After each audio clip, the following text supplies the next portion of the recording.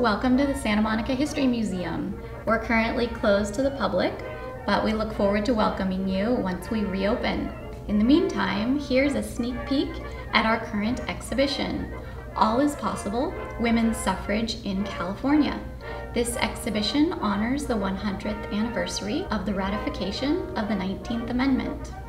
The colors of the women's suffrage movement were purple, white, and gold. They wore sashes and carried banners with these colors. Once the 19th Amendment passed Congress, it needed 36 states to ratify it and become law. In honor of each of these states, a star was added to the women's suffrage flag.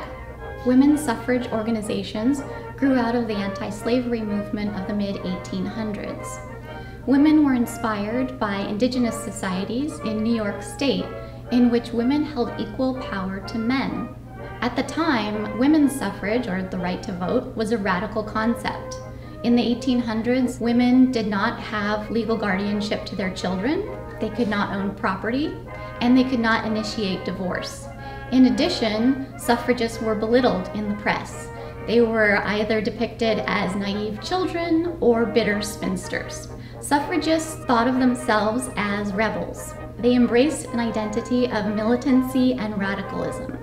They were the first group to picket the White House, and when jailed, they staged hunger strikes. Local women's clubs were essential to achieving national women's suffrage. They gave women a place to come and discuss ideas, politics, and strategies.